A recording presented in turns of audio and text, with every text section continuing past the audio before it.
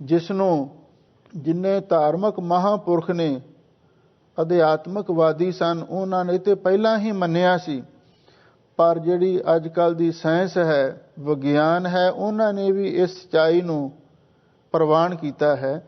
इसे लिए धन गुरु नानक देव महाराज सच्चे पातशाह का ज्ञान इन्ना डूंगा है ते इन्ना व्यापक है ते इन्ना उच्चा है जिसका कोई अंत ही नहीं पा सकता। जे ये कह लीए भी गुरु नानक साहब का ज्ञान समुंदर नालों भी डूंगा ते दिशा नालों भी विशाल ते आकाश नालों भी उच्चा है, ये कोई अतकथनी नहीं। क्योंकि जो गल्लां गुरु महाराज बाणी विच सानू समझा रहे हैं और ये कोई होर दस ही नहीं सकता। असंख अगम अगम असंख लो, हजूर कहते ने अनगिनत ऐसे लोक ने, ऐसे तबक ने, ऐसे भवन ने परे तो परे जिन्हां दी गिणती नूं कोई कर सकदा। और पता लग्या भी जिहड़े साइंसदान ने उन्हां ने 7 अरब तक खोज की भी 7 अरब तक ऐसियां धरतियां ने, ग्रह ने, नक्षत्र ने, पर वो कहते भी हाले भी पता नहीं होर किन्ने होण, क्योंकि सतगुरु की बाणी तो कदे सच झूठ नहीं हो सकती। हजूर कहते अगम अगम असंख लो, अनगिनत ऐसे लोग ने जिहड़े मनुख की गमता तो भी परे है। हुण ठीक है, हुण चंद्रमा ते नेड़े सी, मंगल ग्रह भी नेड़े सी, उत्थों तक ये चले गए ने, पर उदों परे होर किन्ने लोग पए ने, कित्थों तक ये जा सकते ने। वाहिगुरू की रचना बेअंत है। महापुरख संत ज्ञानी मोहन सिंह जी पिंडरा वाले महापुरख एक होर भी कटाक्ष करिया करते सन बई जिहड़े साइंसदान ने चंद्रमा वाल नूं तां जांदे ने, पर कोई सूरज वाल क्यों नहीं जाता? सूरज वाल भी जाके दिखाउण ना, क्योंकि सूरज की तासीर गर्म है, वो अग का गोला है, उस पासे कोई जाण नूं तैयार नहीं। इसलिए सतगुरु कहते हैं भी ये असंख्य लोक हैं, अनगिनत ही तबक हैं, अगम अगम जिथे मनुख की गमता भी नहीं है। ते जां दूजा इहदा अर्थ कई विद्वानां ने यह भी किया है, अगम अगम असंख लो, अनगिनत ऐसे लोग वाहिगुरू परमेश्वर ने बनाए ने जिहड़े उत्थे रहण वाले ने, वो इत्थे नहीं आ सकते, इत्थे रहण वाले उत्थे नहीं जा सकते। अगम अगम का अर्थ है वो इत्थे नहीं आ सकते, इधरले उत्थे नहीं जा सकते। ऐसे बेअंत लोक वाहिगुरू परमेश्वर ने भाई बनाए हुए हैं। असंख कह सिर भार होए, धन गुरु नानक देव महाराज सच्चे पातशाह फरमाउंदे ने असंख कह हैं। असंख का अर्थ है अनगिनत ऐसे लोक ने जिहड़े उस वाहिगुरू परमेश्वर दे अनगिनत ही लोक तबक जां भवन पैदा किए हुए ने, और उन्हां दे बेअंत नाम ने ते बेअंत उन्हां दे अस्थान ने, उन्हां दे बारे दस्सण दा यतन करदे ने। आ जिहड़े बड़े बड़े खोजी ने पुराने समय दे विच जिहड़े ऋषि मुनि वो अपनी आत्मक शक्ति द्वारा उन्हां दे बारे दस्सण दा यतन करते रहे, ते हुण साइंसदान अपनी विज्ञान की शक्ति द्वारा उन्हां नूं कहण दा यतन करते ने। पर हजूर की कहते ने असंख कह हैं। अनगिनत लोग उन्हां दे बारे दस्सण की कोशिश कर रहे ने, सिर भार होए, पर उन्हां दे सिर ते भार ही, उन्हां दे सिर ते भार ही आके पैदा हो जाता है। ਇਹਦਾ मतलब ये है भी जदों वो अनगिनत धरतियां बारे जिक्र करते हैं तो उन्होंने सिर ते भार ही हुंदा है, भार ही चढ़ता है। ਇਹਦਾ मतलब ये है भी उन्होंने दिमाग के उत्ते इन्ना बोझ पै जाता है जिहड़े इन्हां गल्लां दी खोज करते हैं, तो वो भी अक्सर अपने सिर नूं अपने दिमाग नूं हत्थां विच फड़ के बैठ जाते हैं भी वाहिगुरू की रचना बेअंत है, तो साडा ये दिमाग, ये साडा प्याला इस समुंदर की गहराई नूं नहीं तोल सकता, नहीं जान सकता। इस तरह अनगिनत लोग जिहड़े इन्हां चीज़ां दे बारे दसदे ने और उन्हां दे सिर ते भी भार ही आउंदा है, भाव उन्हां दे सिर उत्ते इन्ना बोझ पैदा हो जाता है, ਉਹਨਾਂ ਦੇ ਦਿਮਾਗ ਨੂੰ ਝੱਲਣਾ ਔਖਾ ਹੋ ਜਾਂਦਾ ਹੈ, ਕਿਉਂਕਿ ਵਾਹਿਗੁਰੂ ਦੀ ਰਚਨਾ ਹੀ ਮਹਾਨ ਹੈ। ਅਖਰੀ ਨਾਮ ਅਖਰੀ ਸਾਲਾਹ। ਧੰਨ ਗੁਰੂ ਨਾਨਕ ਦੇਵ ਮਹਾਰਾਜ ਸੱਚੇ ਪਾਤਸ਼ਾਹ ਨੇ ਇਹਨਾਂ 3 ਪੰਕਤੀਆਂ ਦੇ ਅੰਦਰ ਉਸ ਵਾਹਿਗੁਰੂ ਪਰਮੇਸ਼ਰ ਦੀ ਜਿਹੜੀ ਰਜੋਗੁਣ ਸ੍ਰਿਸ਼ਟੀ ਹੈ ਉਹਦਾ ਜ਼ਿਕਰ ਕੀਤਾ ਹੈ। ਹੁਣ ਅੱਗੇ ਸਾਹਿਬ ਸਤਿਗੁਰੂ ਸੱਚੇ ਪਾਤਸ਼ਾਹ ਦੇ ਚਰਨਾਂ ਦੇ ਵਿੱਚ ਗੁਰਸਿੱਖਾਂ ਨੇ ਬੇਨਤੀ ਕੀਤੀ, ਸੱਚੇ ਪਾਤਸ਼ਾਹ ਸਾਨੂੰ ਇਹ ਦੱਸੋ ਵੀ ਜਿਹੜੀ ਅੱਖਰਾਂ ਦੀ ਵਿਦਿਆ ਹੈ, ਇਲਫਾਜੀ ਵਿਦਿਆ ਹੈ, ਇਹਦੀ ਕੀ ਮਹਾਨਤਾ ਹੈ। ਤਾਂ ਸਾਹਿਬ ਸਤਿਗੁਰੂ ਧੰਨ ਗੁਰੂ ਨਾਨਕ ਦੇਵ ਮਹਾਰਾਜ ਸੱਚੇ ਪਾਤਸ਼ਾਹ ਅੱਖਰਾਂ ਦੀ ਮਹਾਨਤਾ ਦੱਸਣ ਲੱਗੇ ਨੇ। ਅਖਰੀ ਨਾਮ, ਬਈ ਅੱਖਰਾਂ ਦੇ ਵਿੱਚ ਹੀ ਵਾਹਿਗੁਰੂ ਦਾ ਨਾਮ ਲਿਖਿਆ ਜਾਂਦਾ ਹੈ ਤੇ ਉਚਾਰਨ ਕੀਤਾ ਜਾਂਦਾ ਹੈ। ਅਖਰੀ ਸਾਲਾਹ, ਤੇ ਅੱਖਰਾਂ ਦੇ ਵਿੱਚ ਹੀ ਵਾਹਿਗੁਰੂ ਪਰਮੇਸ਼ਰ ਦੀ ਸਾਲਾਹ ਦਾ ਅਰਥ ਹੈ ਸਲਾਹਤ, ਉਸ ਵਾਹਿਗੁਰੂ ਪਰਮੇਸ਼ਰ ਦੀ ਵਡਿਆਈ ਅਤੇ ਸਿਫਤ ਕੀਤੀ ਜਾਂਦੀ ਹੈ। ਜਦੋਂ ਅਸੀਂ ਕੋਈ ਵੀ ਨਾਮ ਲੈਂਦੇ ਹਾਂ, ਫਰਜ਼ ਕਰੋ ਹਿੰਦੂ ਰਾਮ ਰਾਮ ਕਹਿੰਦੇ ਹਨ, ਮੁਸਲਮਾਨ ਅੱਲਾ ਅੱਲਾ ਜਪਦੇ ਨੇ, ਤੇ ਅਸੀਂ ਵਾਹਿਗੁਰੂ ਵਾਹਿਗੁਰੂ ਜਪਦੇ ਹਾਂ। ਆਖਰ ਕੋਈ ਵੀ ਨਾਮ ਹੈ ਤੇ ਅੱਖਰਾਂ ਦੇ ਵਿੱਚ ਹੀ ਹੈ ਨਾ। ਚਾਹੇ ਅਸੀਂ ਉਹਨੂੰ ਲਿਖਤੀ ਰੂਪ ਦੇਣਾ ਹੋਵੇ ਤੇ ਚਾਹੇ ਅਸੀਂ ਮੂੰਹੋਂ ਉਚਾਰਨ ਕਰਨਾ ਹੋਵੇ। ਹਜ਼ੂਰ ਕਹਿੰਦੇ ਅਖਰੀ ਨਾਮ, ਅੱਖਰਾਂ ਦੇ ਵਿੱਚ ਹੀ ਨਾਮ ਲਿਖਿਆ ਤੇ ਬੋਲਿਆ ਜਾਂਦਾ ਹੈ। ਅਖਰੀ ਸਾਲਾਹ, ਤੇ ਅੱਖਰਾਂ ਦੇ ਵਿੱਚ ਹੀ ਸਾਲਾਹ ਵਾਹਿਗੁਰੂ ਪਰਮੇਸ਼ਰ ਦੀ ਸਿਫਤ ਤੇ ਉਹਦੀ ਵਡਿਆਈ ਕੀਤੀ ਜਾਂਦੀ ਹੈ। ਅਖਰੀ ਗਿਆਨ ਗੀਤ ਗੁਣ ਗਾਹ। ਹਜ਼ੂਰ ਫਰਮਾਉਂਦੇ ਨੇ ਅਖਰੀ ਗਿਆਨ, ਅੱਖਰਾਂ ਦੇ ਵਿੱਚ ਹੀ ਗਿਆਨ ਲਿਖਿਆ ਜਾਂਦਾ ਹੈ। ਹੁਣ ਜਿੰਨੇ ਗਿਆਨ ਦੇ ਗ੍ਰੰਥ ਨੇ ਅੱਖਰਾਂ ਦੇ ਵਿੱਚ ਹੀ ਲਿਖੇ ਹੋਏ ਨੇ ਨਾ, ਤੇ ਜਿਹੜੇ ਗਿਆਨ ਨੂੰ ਕਥਨ ਕਰਦੇ ਨੇ ਉਹ ਵੀ ਅੱਖਰਾਂ ਦੁਆਰਾ ਹੀ ਤਾਂ ਕਥਨ ਕਰਦੇ ਨੇ। ਹਜ਼ੂਰ ਕਹਿੰਦੇ ਇਹ ਅੱਖਰਾਂ ਦੀ ਬੜੀ ਮਹਾਨਤਾ ਹੈ। ਅਖਰੀ ਗਿਆਨ, ਅੱਖਰਾਂ ਦੇ ਵਿੱਚ ਹੀ ਗਿਆਨ ਲਿਖਿਆ ਜਾਂਦਾ ਹੈ ਤੇ ਉਚਾਰਨ ਕੀਤਾ ਜਾਂਦਾ ਹੈ, ਤੇ ਅੱਖਰਾਂ ਦੇ ਵਿੱਚ ਹੀ ਭਾਈ ਗੀਤ ਗਾਏ ਜਾਂਦੇ ਨੇ ਤੇ ਲਿਖੇ ਜਾਂਦੇ ਨੇ। ਅੱਖਰਾਂ ਦੇ ਵਿੱਚ ਹੀ ਗੁਣ ਗਾਹ, ਤੇ ਹਜ਼ੂਰ ਕਹਿੰਦੇ ਨੇ ਗੁਣਾਂ ਨੂੰ, ਗਾਹ ਦਾ ਅਰਥ ਹੈ ਗਾਇਆ ਜਾਂਦਾ। ਜਦੋਂ ਅਸੀਂ ਕਰਤਾ ਪੁਰਖ ਦੇ ਗੁਣਾਂ ਨੂੰ ਗਾਉਣਾ ਹੋਵੇ ਤੇ ਅੱਖਰਾਂ ਦੇ ਵਿੱਚ ਹੀ ਗਾਏ ਜਾਂਦੇ ਨੇ। ਤੇ ਸਤਿਗੁਰੂ ਮਹਾਰਾਜ ਨੇ ਇਸੇ ਲਈ ਅੱਖਰਾਂ ਦੇ ਵਿੱਚ ਹੀ ਬਾਣੀ ਲਿਖੀ ਹੈ। ਔਰ ਇਹ ਅੱਖਰ ਵੀ ਉਹ ਨੇ ਜਿਨ੍ਹਾਂ ਨੂੰ ਗੁਰਮੁਖੀ ਆਖਿਆ ਜਾਂਦਾ ਹੈ। ਗੁਰਮੁਖੀ ਤੋਂ ਮੁਰਾਦ ਹੈ ਗੁਰੂ ਦੇ ਮੁਖ ਤੋਂ ਨਿਕਲੀ ਹੋਈ ਇਹ ਵਰਣਮਾਲਾ ਹੈ। ਇਹ ਇੱਕ ਐਸੀ ਬੋਲੀ ਹੈ ਜਿਸ ਨੂੰ ਆਮ ਲੋਕੀ ਤਾਂ ਪੰਜਾਬੀ ਕਹਿੰਦੇ ਨੇ, ਪਰ ਜਿਹੜੇ ਇਤਿਹਾਸ ਦੇ ਖੋਜੀ ਵਿਦਵਾਨ ਨੇ ਉਹਨਾਂ ਨੇ ਇਹ ਗੱਲ ਸਿੱਧ ਕੀਤੀ ਹੈ ਵੀ ਜਿਹੜੀ ਪੁਰਾਤਨ ਪੰਜਾਬੀ ਸੀ ਨਾ, ਉਹ ਇੱਕ ਲੰਡੀ ਮੁੰਡੀ ਲਿਪੀ ਸੀ। ਧੰਨ ਗੁਰੂ ਨਾਨਕ ਦੇਵ ਮਹਾਰਾਜ ਸੱਚੇ ਪਾਤਸ਼ਾਹ ਨੇ ਉਹ ਜਿਹੜੀ ਲੰਡੀ ਮੁੰਡੀ ਲਿਪੀ ਤੇ ਅਧੂਰੀ ਲਿਪੀ ਸੀ, ਤੇ ਉਸ ਦੀ ਥਾਂ ਤੇ ਗੁਰੂ ਮਹਾਰਾਜ ਨੇ ਪੱਟੀ ਉਚਾਰਨ ਕਰਕੇ ਤੇ ਗੁਰਮੁਖੀ ਭਾਸ਼ਾ ਉਚਾਰਨ ਕੀਤੀ। ਔਰ ਜਿਹੜਾ ਪੰਜਾਬੀ ਬੋਲੀ ਦੇ ਵਿੱਚ ਕੁਛ ਅਧੂਰਾਪਨ ਸੀ ਉਹਨੂੰ ਦੂਰ ਕਰ ਦਿੱਤਾ ਗਿਆ। ਇਸੇ ਲਈ ਜਿਹੜੇ ਪੁਰਾਤਨ ਗੁਰਸਿੱਖ ਸਨ, ਤੇ ਹੁਣ ਭਾਵੇਂ ਅਸੀਂ ਉਹਨੂੰ ਪੰਜਾਬੀ ਕਹਿ ਦਿੰਦੇ ਹਾਂ, ਪਰ ਜਿਹੜੇ ਪੁਰਾਣੇ ਗੁਰਸਿੱਖ ਵਿਦਵਾਨ ਨੇ ਉਹ ਇਸ ਪੰਜਾਬੀ ਨੂੰ ਗੁਰਮੁਖੀ ਹੀ ਆਖਦੇ ਸਨ, ਵੀ ਗੁਰੂ ਦੇ ਮੁਖ ਤੋਂ ਨਿਕਲੀ ਹੋਈ, ਕਿਉਂਕਿ ਪੱਟੀ ਗੁਰੂ ਨਾਨਕ ਸਾਹਿਬ ਨੇ ਲਿਖੀ ਸੀ। ਫਿਰ ਤੀਜੇ ਪਾਤਸ਼ਾਹ ਨੇ ਵੀ ਪੱਟੀ ਲਿਖੀ ਆਸਾ ਰਾਗ ਦੇ ਵਿੱਚ। ਇਸ ਢੰਗ ਦੇ ਨਾਲ ਹਜ਼ੂਰ ਕਹਿੰਦੇ ਨੇ ਅਖਰੀ ਗਿਆਨ ਗੀਤ ਗੁਣ ਗਾਹ, ਇਹ ਅੱਖਰਾਂ ਦੀ ਮਹਾਨਤਾ ਹੈ। ਅੱਖਰਾਂ ਦੇ ਵਿੱਚ ਹੀ ਗਿਆਨ ਕਥਨ ਕੀਤਾ ਜਾਂਦਾ ਹੈ, ਅੱਖਰਾਂ ਦੇ ਵਿੱਚ ਹੀ ਗੀਤ ਗਾਏ ਜਾਂਦੇ ਨੇ, ਅੱਖਰਾਂ ਦੇ ਵਿੱਚ ਹੀ ਗੁਣ ਗਾਹ, ਉਸ ਪ੍ਰਮਾਤਮਾ ਦੇ ਗੁਣਾਂ ਨੂੰ ਗਾਇਆ ਜਾਂਦਾ ਹੈ। ਅਖਰੀ ਲਿਖਣ ਬੋਲਣ ਬਾਣ।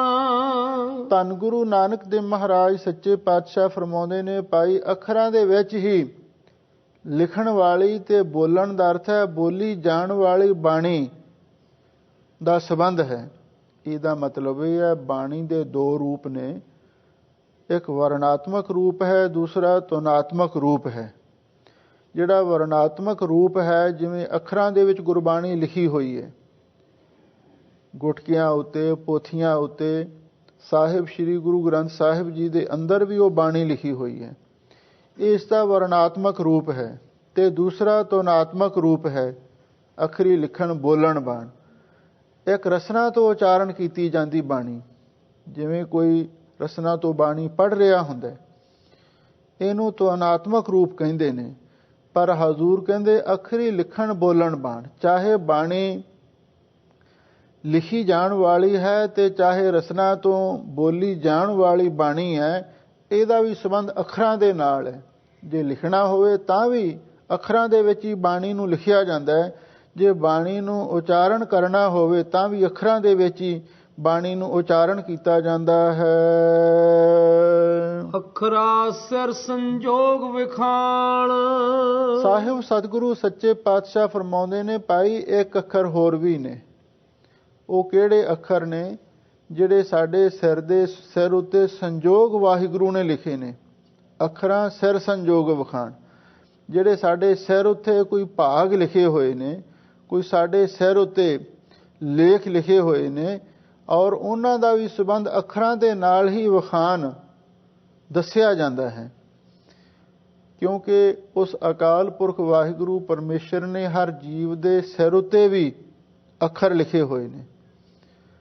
ਜਿਵੇਂ ਸਤਿਗੁਰੂ ਨੇ ਪਿੱਛੇ ਵੀ ਇਸ਼ਾਰਾ ਕੀਤਾ ਸੀ, ਸਭਨਾ ਲਿਖਿਆ ਵੁੜੀ ਕਲਾਮ।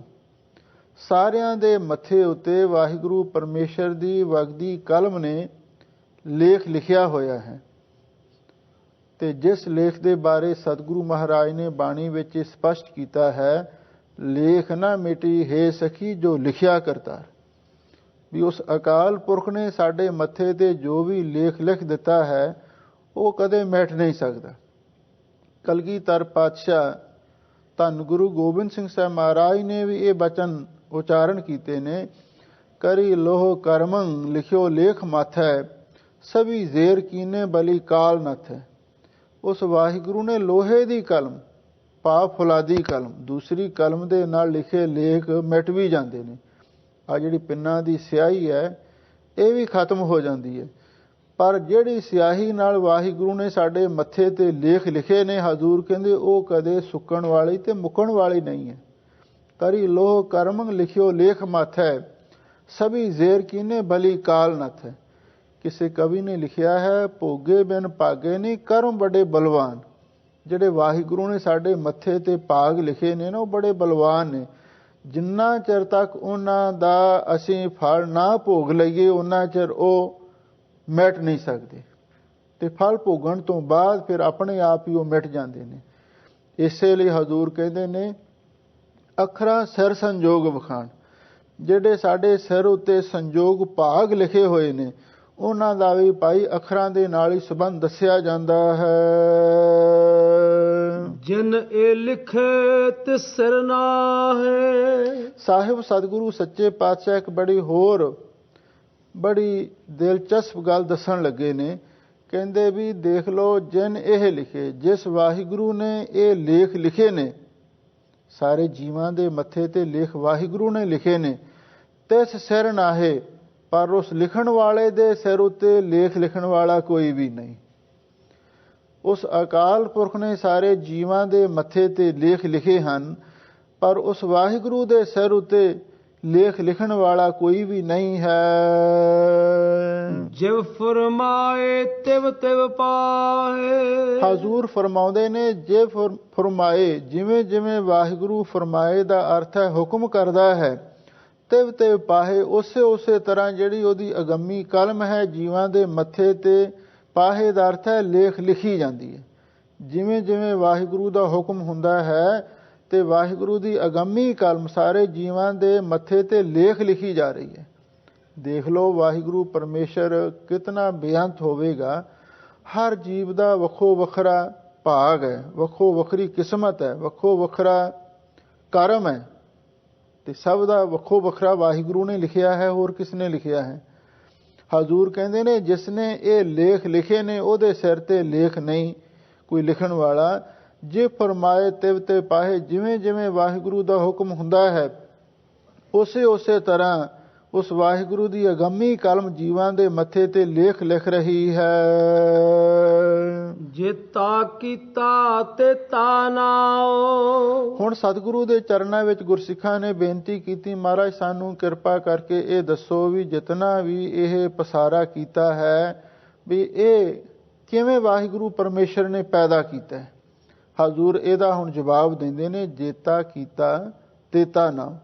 ਗੁਰਮੁਖੋ, ਜਿਤਨਾ ਵੀ ਇਹ ਸੰਸਾਰ ਦਾ ਪਸਾਰਾ ਕੀਤਾ ਹੈ, ਤੇਤਾ ਨਾਉ, ਇਹ ਸਾਰਾ ਉਸ ਵਾਹਿਗੁਰੂ ਨੇ ਨਾਮ ਤੋਂ ਹੀ ਪੈਦਾ ਕੀਤਾ ਹੈ। ਜਦੋਂ ਆਪਾਂ ਸਤਿਗੁਰੂ ਦੀ ਬਾਣੀ ਪੜ੍ਹਦੇ ਹਾਂ, ਹਜ਼ੂਰ ਨੇ ਪਿੱਛੇ ਵੀ ਇਸ਼ਾਰਾ ਕੀਤਾ ਸੀ, ਕੀਤਾ ਪਸਾਓ ਏਕੋ ਕੁਆਓ ਤਿਸਤੇ ਹੋਏ ਲੱਖ ਦਰਿਆਓ। ਕੁਆਓ ਦਾ ਅਰਥ ਹੈ ਬੋਲ, ਸ਼ਬਦ, ਨਾਮ। ਉਸ ਵਾਹਿਗੁਰੂ ਪਰਮੇਸ਼ਰ ਨੇ ਜਿਤਨਾ ਵੀ ਪਸਾਰਾ ਕੀਤਾ ਹੈ ਉਹ ਨਾਮ ਤੋਂ ਹੀ ਪੈਦਾ ਕੀਤਾ ਹੈ। ਜਦੋਂ ਆਪਾਂ ਸਤਿਗੁਰੂ ਦੀ ਹੋਰ ਡੂੰਘੀ ਵਿਚਾਰ ਕਰਦੇ ਹਾਂ ਤਾਂ ਹਜ਼ੂਰ ਇਸ ਗੱਲ ਨੂੰ ਆਪ ਹੀ ਸਪਸ਼ਟ ਕਰਦੇ ਹਨ। ਓੰਕਾਰ ਉਤਪਾਤੀ ਕੀਆ ਦਿਨ ਸਭ ਰਾਤੀ। ਓੰਕਾਰ ਨਾਮ ਹੈ ਨਾ, ਇੱਕ ਓੰਕਾਰ। ਹਜ਼ੂਰ ਕਹਿੰਦੇ ਓੰਕਾਰ ਉਤਪਾਤੀ ਕੀਆ ਦਿਨ ਸਭ ਰਾਤੀ। ਵਾਣ ਤ੍ਰੈਣ ਤ੍ਰੇ ਪਵਨ ਬਾਣੀ, ਚਾਰ ਵੇਦ ਚਾਰੇ ਖਾਣੀ। ਖੰਡ ਦੀਪ ਸਭ ਲੋਆ, ਏਕ ਕਵਾਵੈ ਤੇ ਸਭ ਹੋਆ। ਗੱਲ ਸਪਸ਼ਟ ਹੋ ਗਈ, ਜਿਤਨਾ ਵੀ ਇਹ ਪਸਾਰਾ ਕੀਤਾ ਹੈ ਵਾਹਿਗੁਰੂ ਪਰਮੇਸ਼ਰ ਨੇ ਨਾਮ ਤੋਂ ਹੀ ਪੈਦਾ ਕੀਤਾ ਹੈ।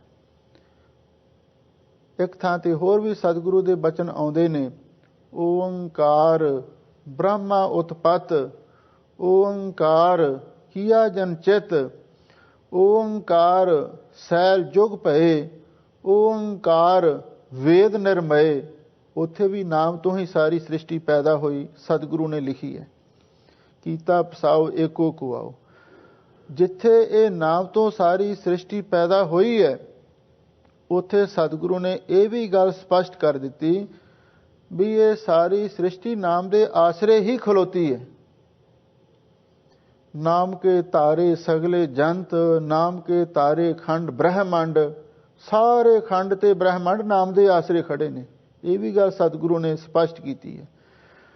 ਤੇ ਹਜ਼ੂਰ ਨੇ ਇੱਥੇ ਹੀ ਬਸ ਨਹੀਂ, ਇਹ ਵੀ ਸਾਨੂੰ ਗੱਲ ਸਮਝਾ ਦਿੱਤੀ ਵੀ ਜਿੰਨੀ ਵੀ ਸ੍ਰਿਸ਼ਟੀ ਵਾਹਿਗੁਰੂ ਨੇ ਪੈਦਾ ਕੀਤੀ ਹੈ ਉਹ ਸਾਰੀ ਦੀ ਸਾਰੀ ਵਾਹਿਗੁਰੂ ਦਾ ਸਿਮਰਨ ਕਰ ਰਹੀ ਹੈ। ਇਹ ਬਹੁਤ ਵੱਡੀ ਗੱਲ ਹੈ, ਕਿਉਂਕਿ ਵਾਹਿਗੁਰੂ ਨੇ ਨਾਮ ਤੋਂ ਸ੍ਰਿਸ਼ਟੀ ਪੈਦਾ ਕੀਤੀ ਹੈ, ਨਾਮ ਦੇ ਆਸਰੇ ਖੜੀ ਹੈ ਤੇ ਸਾਰੀ ਸ੍ਰਿਸ਼ਟੀ ਹੀ ਵਾਹਿਗੁਰੂ ਪਰਮੇਸ਼ਰ ਦਾ ਨਾਮ ਜਪ ਰਹੀ ਹੈ, ਸਿਮਰਨ ਕਰ ਰਹੀ ਹੈ। ਤੁਸੀਂ ਆਖੋਗੇ ਇਹ ਕਿਵੇਂ? ਸਤਿਗੁਰੂ ਦੀ ਬਾਣੀ ਤੋਂ ਪੁੱਛ ਲਓ। ਹਜ਼ੂਰ ਕਹਿੰਦੇ ਨੇ, ਜੋ ਬੋਲਤ ਹੈ ਮ੍ਰਿਗ ਮੀਨ ਪੰਖੇਰੂ, ਸੋ ਬਿਨ ਹਰ ਜਾਪਤ ਹੈ ਨਹੀਂ ਹੋਰ। ਆ ਜਿੰਨੇ ਵੀ ਪਸ਼ੂ ਪੰਛੀ ਬੋਲ ਰਹੇ ਨੇ ਨਾ, ਇਹ ਵੀ ਰੱਬ ਦਾ ਹੀ ਨਾਮ ਲੈਂਦੇ ਨੇ। ਠੀਕ ਹੈ, ਮਨੁੱਖ ਆਪਣੀ ਭਾਸ਼ਾ ਵਿੱਚ ਨਾਮ ਲੈਂਦਾ ਹੈ ਤੇ ਪਸ਼ੂ ਪੰਛੀ ਆਪਣੀ ਭਾਸ਼ਾ ਵਿੱਚ ਰੱਬ ਦਾ ਨਾਮ ਲੈਂਦੇ ਨੇ।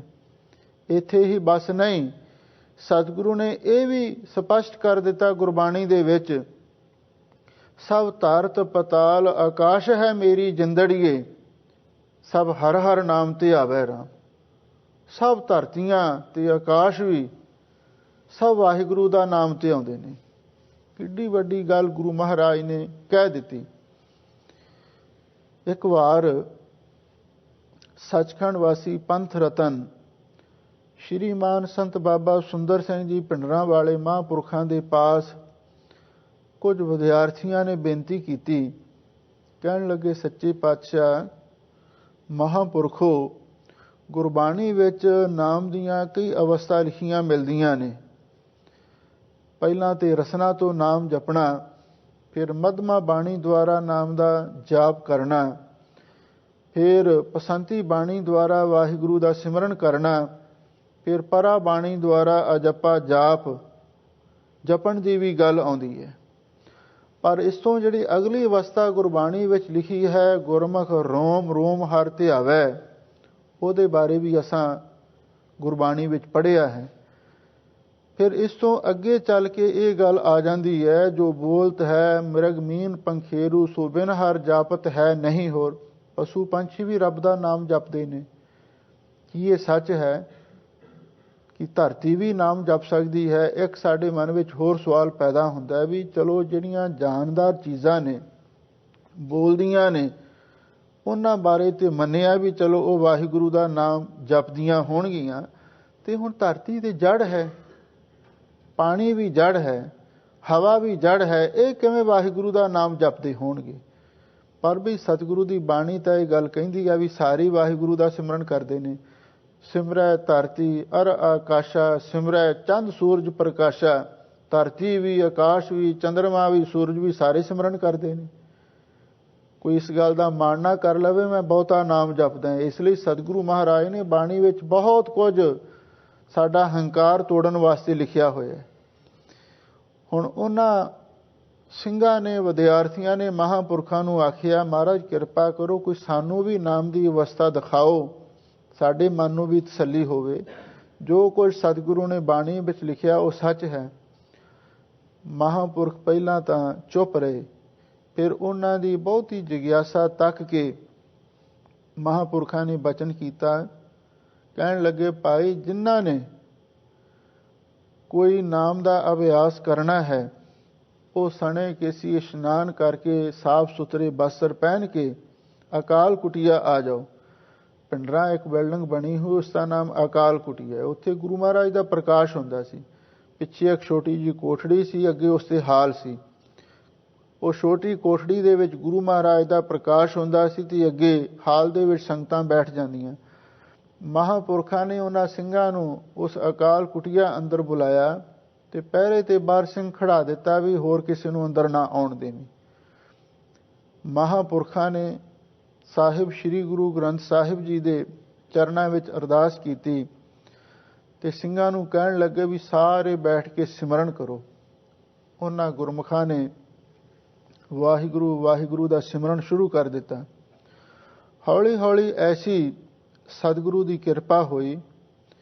ਕਹਿੰਦੇ ਨੇ ਉਹੀ ਜਿਹੜਾ ਸਿਮਰਨ ਸੀ ਉਹਨਾਂ ਦੇ ਸਵਾਸਾਂ ਦੇ ਵਿੱਚ ਹੋਣ ਲੱਗ ਪਿਆ। ਨਿਰਯਤਨ ਹੀ ਉਹ ਸਿਮਰਨ ਸ਼ੁਰੂ ਹੋ ਗਿਆ। ਉਸ ਤੋਂ ਬਾਅਦ ਉਹਨਾਂ ਨੇ ਕੀ ਡਿੱਠਾ ਤੇ ਵੀ ਹੁਣ ਰੋਮ ਰੋਮ ਹੀ ਸਿਮਰਨ ਕਰਨ ਲੱਗ ਪਿਆ। ਗੁਰਮੁਖ ਰੋਮ ਰੋਮ ਹਰਿ ਧਿਆਵੈ, ਇਹ ਗੁਰਮੁਖਾਂ ਦੀ ਅਵਸਥਾ ਹੁੰਦੀ ਹੈ। ਤੇ ਫਿਰ ਉਸ ਤੋਂ ਅੱਗੇ, ਕਿਉਂਕਿ ਮਹਾਂਪੁਰਖਾਂ ਦੇ ਤਾਂ ਸਤਿਗੁਰੂ ਦੀ ਅਪਾਰ ਕਿਰਪਾ ਸੀ ਔਰ ਉਹ ਆਪ ਤੇ ਅੱਠੇ ਪਹਿਰ ਹੀ ਸਿਮਰਨ ਦੇ ਵਿੱਚ ਲੀਨ ਰਹਿੰਦੇ ਸਨ, ਬ੍ਰਹਮ ਗਿਆਨ ਦੀ ਅਵਸਥਾ ਵਿੱਚ ਸਥਿਤ ਰਹਿੰਦੇ ਸਨ। ਪਰ ਹੁਣ ਉਹਨਾਂ ਨੇ ਬੇਨਤੀ ਕਰ ਦਿੱਤੀ। ਹੁਣ ਉਹਨਾਂ ਨੂੰ ਵੀ ਮਹਾਂਪੁਰਖਾਂ ਨੇ ਉਹ ਸਾਰੀਆਂ ਅਵਸਥਾਵਾਂ ਪ੍ਰਗਟ ਕਰਕੇ ਦਿਖਾਈਆਂ। ਤੇ ਫਿਰ ਕੁਝ ਸਮੇਂ ਤੋਂ ਬਾਅਦ ਉਹਨਾਂ ਨੇ ਕੀ ਡਿੱਠਾ, ਜਿਸ ਅਕਾਲ ਕੁਟੀਆ ਬਿਲਡਿੰਗ ਦੇ ਵਿੱਚ ਬੈਠੇ ਹਨ ਔਰ ਉਹਦੇ ਚਾਰ ਛਪੇਰੇ ਦੀਵਾਰਾਂ ਵਿੱਚੋਂ ਵੀ, ਖਿੜਕੀਆਂ ਵਿੱਚੋਂ ਵੀ ਤੇ ਛੱਤ ਵਿੱਚੋਂ ਵੀ ਵਾਹਿਗੁਰੂ ਵਾਹਿਗੁਰੂ ਵਾਹਿਗੁਰੂ ਵਾਹਿਗੁਰੂ ਦੀ ਆਵਾਜ਼ ਆ ਰਹੀ ਹੈ। ਇੰਨੇ ਮਸਤ ਹੋਏ, ਇੰਨੇ ਮੁਗਧ ਹੋ ਗਏ, ਉਹਨਾਂ ਨੂੰ ਸਭ ਕੁਝ ਦਾ ਚੇਤਾ ਭੁੱਲ ਗਿਆ। ਜਦੋਂ ਕੁਛ ਦੇਰ ਤੱਕ ਇਹ ਨਜ਼ਾਰਾ ਉਹਨਾਂ ਨੇ ਵੇਖਿਆ ਤੇ ਮਹਾਂਪੁਰਖਾਂ ਨੇ ਸਾਰਿਆਂ ਨੂੰ ਬਾਂਹ ਤੋਂ ਫੜ ਕੇ ਉਠਾਇਆ। ਕਹਿਣ ਲੱਗੇ, ਗੁਰਮੁਖੋ ਹੁਣ ਹੋਰ ਵੀ ਤਾਂ ਡਿਊਟੀਆਂ ਕਰਨੀਆਂ ਨੇ ਤੇ ਬਸ ਹੁਣ ਇੰਨਾ ਹੀ ਬਹੁਤ ਹੈ। ਅਖੀਰ ਮਹਾਂਪੁਰਖਾਂ ਨੇ ਸਾਰੇ ਸਿੰਘਾਂ ਨੂੰ ਲਿਆ ਕੇ ਫਿਰ ਸਤਿਗੁਰੂ ਦੇ ਚਰਨਾਂ ਵਿੱਚ ਅਰਦਾਸ ਕੀਤੀ, ਮੱਥਾ ਟਿਕਾਇਆ ਤੇ ਕਹਿਣ ਲੱਗੇ, ਗੁਰਮੁਖੋ ਹੁਣ ਤੁਸਾਂ ਤੇ ਇਸ ਅਵਸਥਾ ਨੂੰ ਕਿਸੇ ਹੱਦ ਤੱਕ ਮਹਿਸੂਸ ਕਰ ਹੀ ਲਿਆ ਹੈ, ਪਰ ਤੁਸੀਂ ਬਾਹਰ ਜਾ ਕੇ ਨਹੀਂ ਦੱਸਣਾ।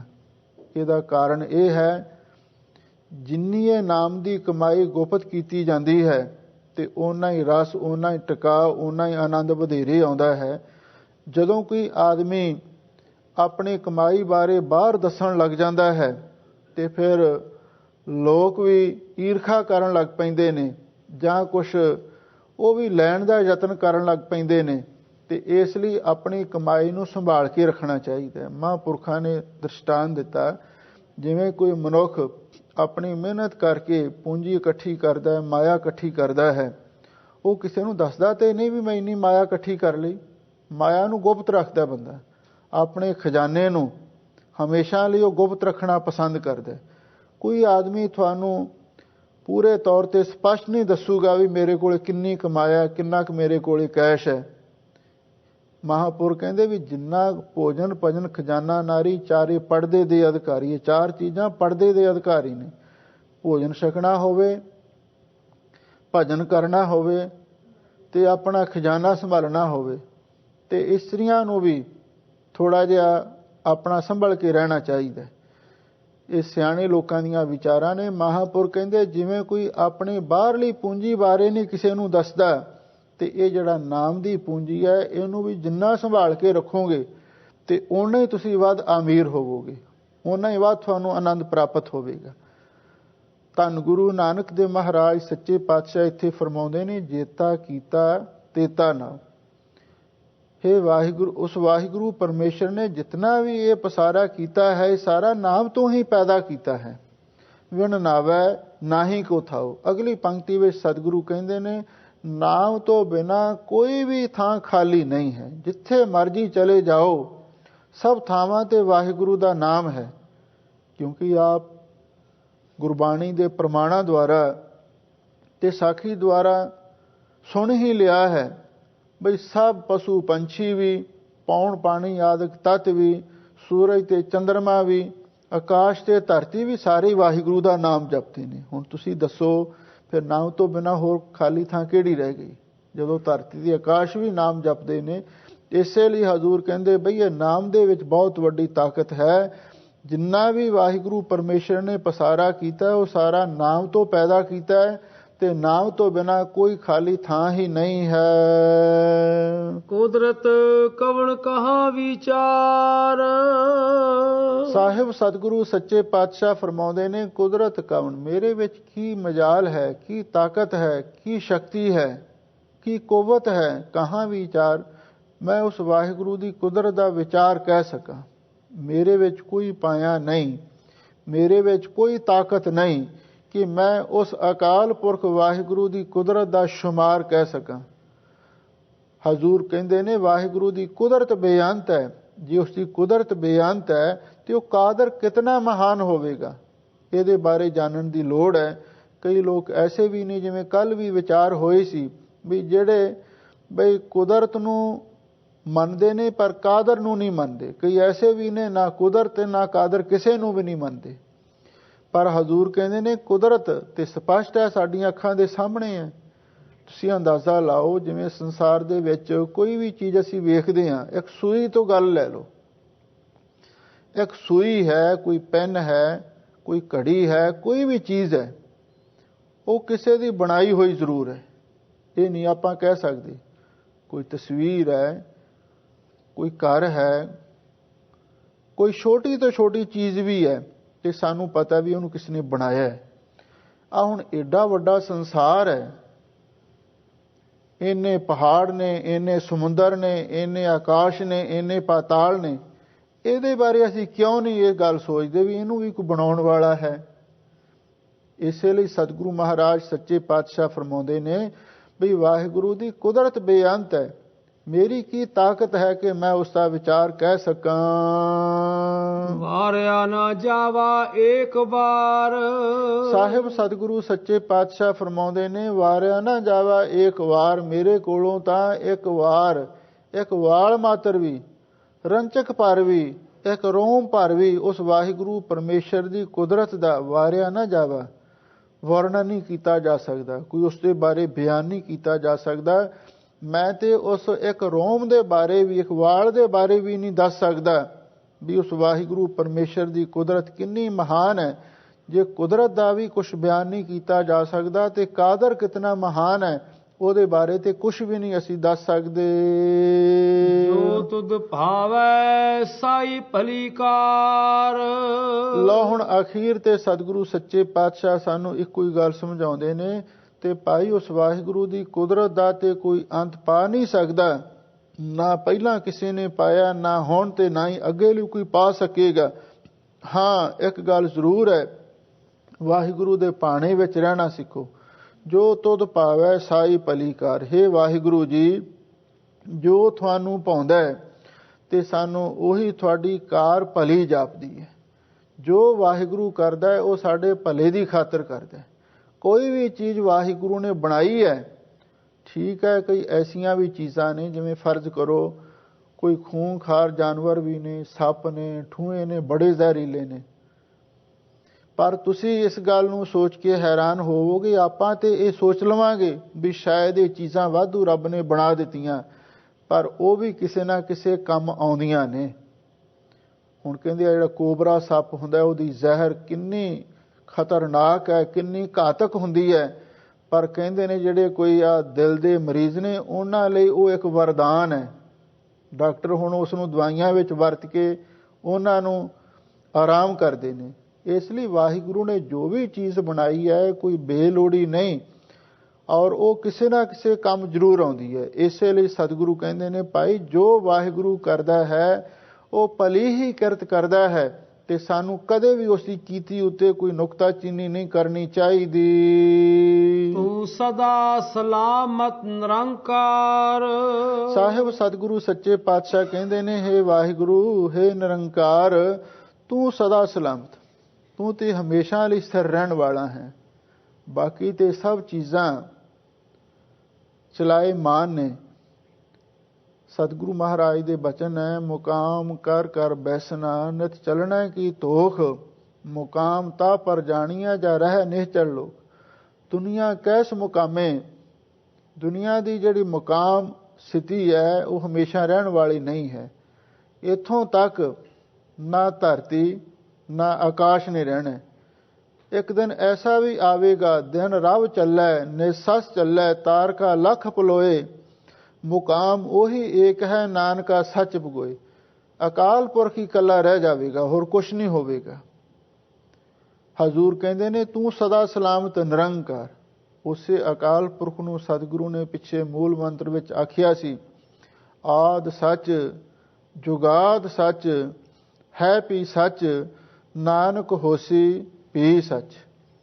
ਉਹ ਨਿਰੰਕਾਰ ਹੀ ਸਦਾ ਸਿਰ ਰਹਿਣ ਵਾਲਾ ਹੈ। ਇਸੇ ਲਈ ਸਤਿਗੁਰੂ ਕਹਿੰਦੇ ਨੇ, ਜੋ ਤੁਧ ਭਾਵੈ ਹੇ ਵਾਹਿਗੁਰੂ, ਜੋ ਤੈਨੂੰ ਪਾਉਂਦਾ ਤੇ ਸਾਨੂੰ ਉਹੀ ਭਲੀ ਕਾਰ ਜਾਪਦੀ ਹੈ। ਭਾਵ ਸਤਿਗੁਰੂ ਵਾਹਿਗੁਰੂ ਦੇ ਭਾਣੇ ਵਿੱਚ ਰਹਿਣ ਦੀ ਸਾਨੂੰ ਸਿੱਖਿਆ ਦਿੰਦੇ ਨੇ, ਬਈ ਤੁਸੀਂ ਜੋ ਵਾਹਿਗੁਰੂ ਕਰਦਾ ਉਹਨੂੰ ਇਹ ਸਮਝੋ ਸਾਡੇ ਭਲੇ ਦੀ ਗੱਲ ਕਰ ਰਿਹਾ ਹੈ। ਕਦੇ ਇਹ ਨਾ ਸੋਚੋ ਵੀ ਉਹ ਵਾਹਿਗੁਰੂ ਸਾਡੇ ਕੋਈ ਖਿਲਾਫ ਕਰ ਰਿਹਾ ਹੈ।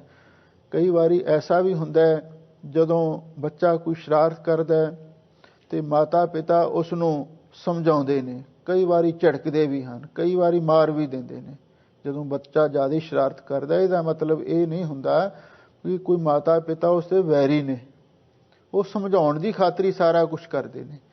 ਇਸੇ ਤਰ੍ਹਾਂ ਵਾਹਿਗੁਰੂ ਪਰਮੇਸ਼ਰ ਵੀ ਜੇ ਮਾੜਾ ਮੋਟਾ ਕੋਈ ਦੁੱਖ ਦਿੰਦਾ ਹੈ, ਕੋਈ ਕਸ਼ਟ ਦਿੰਦਾ ਹੈ, ਕੀਤਿਆਂ ਦੁੱਖ ਭੂਖ ਸਾਧ ਮਾਰੇ ਪੇ ਦਾਤ ਤੇਰੀ ਦਾਤਾਰ, ਇਹ ਸਾਨੂੰ ਸਮਝਾਉਣ ਵਾਸਤੇ ਸਾਰੀਆਂ ਗੱਲਾਂ ਹੁੰਦੀਆਂ ਨੇ ਵੀ ਅਸੀਂ ਗਲਤ ਰਸਤਾ ਛੱਡ ਦੇਈਏ, ਸਹੀ ਰਸਤੇ ਨੂੰ ਅਪਣਾਈਏ, ਤੇ ਇਹਦੇ ਵਿੱਚ ਹੀ ਸਾਡਾ ਭਲਾ ਹੋ ਸਕਦਾ ਹੈ। ਧੰਨ ਗੁਰੂ ਨਾਨਕ ਦੇਵ ਮਹਾਰਾਜ ਸੱਚੇ ਪਾਤਸ਼ਾਹ ਨੇ ਮਹਾਨ ਬਖਸ਼ਿਸ਼ ਕੀਤੀ। ਪਿੱਛੇ 3 ਪੌੜੀਆਂ ਦੇ ਵਿੱਚ ਜਿਹੜੀ 3 ਪ੍ਰਕਾਰ ਦੀ ਸ੍ਰਿਸ਼ਟੀ ਹੈ ਉਹਦਾ ਨਿਰਣਾ ਕੀਤਾ ਹੈ। ਸਤਿਗੁਰੂ ਮਿਹਰ ਕਰਨ, ਸਤਿਗੁਰੂ ਦੀ ਬਾਣੀ ਹੈ ਤੇ ਅਗਾਧ ਬੋਧ, ਪਰ ਜਿੰਨੀ ਕਿਸੇ ਨੂੰ ਸਮਝ ਸਤਿਗੁਰੂ ਬਖਸ਼ਿਸ਼ ਕਰਦੇ ਹਨ ਤੇ ਉਨੀ ਕੋ ਵਿਚਾਰ ਪਾਈ ਅੱਗੇ ਸੰਗਤਾਂ ਨੂੰ ਦੱਸ ਸਕਦਾ ਹੈ। ਤੇ ਉਂਝ ਬਾਣੀ ਦਾ ਥਾਹ ਪਾਉਣਾ ਕਿਸੇ ਲਈ ਵੀ ਨਾਮੁਮਕਿਨ ਹੈ। ਸਤਿਗੁਰੂ ਮਿਹਰ ਕਰਨ, ਜੋ ਸਿੱਖਿਆ ਸਾਨੂੰ ਬਖਸ਼ੀ ਆਪਾਂ ਇਸ ਨੂੰ ਮਨ ਵਿੱਚ ਵਸਾਈਏ, ਇਹਦੇ ਨਾਲ ਸਾਡੇ ਜੀਵਨ ਦੀ ਸਫਲਤਾ ਹੋਵੇਗੀ।